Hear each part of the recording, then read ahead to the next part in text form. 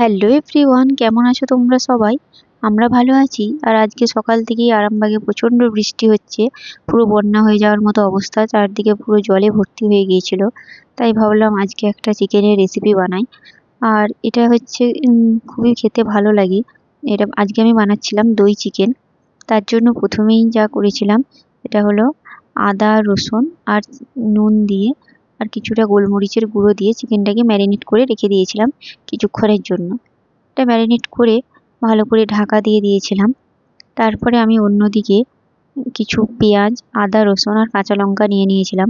সেটাকে হালকা করে তেলেতে সতে করে ওটাকে পেস্ট করে নিয়েছিলাম। তারপরে একটা কড়াইতে কিছুটা গোটা জিরে একটু শুকনো কড়াইয়ে নেড়ে নিয়েছিলাম।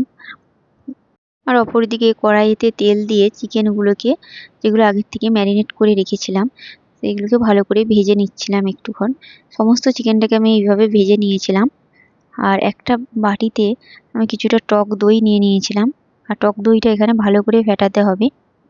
আর তারপরে ওই চিকেন ভেজে রাখা তেলেতেই শুকনো লঙ্কা, দারচিনি আর এলাচ দিয়ে দিয়েছিলাম। আর তারপর দিয়েছিলাম পেস্টটা, যেটা পেঁয়াজ, আদা, রসুন আর কাঁচা লঙ্কার পেস্ট। তারপর এটাকে ভালো করে নাড়ছিলাম। এদিকে তেল ছাড়া পর্যন্ত, মানে যতক্ষণ না আদা রসুনের গন্ধটা যাচ্ছে ততক্ষণ ভালো করে নাড়তে হবে। আর তারপরে দিয়ে দিতে হবে ওই ফেটিয়ে রাখা টক দইটা। আর টক দই ওইটা ভালো করে নেড়ে চেড়ে যখন তেল ছেড়ে যাবে তখন দিয়ে দিতে হবে চিকেনগুলো। আর এটাতে কোনো জল দিতে হবে না। তারপরে দিয়ে দিয়েছিলাম স্বাদ মতো নুন।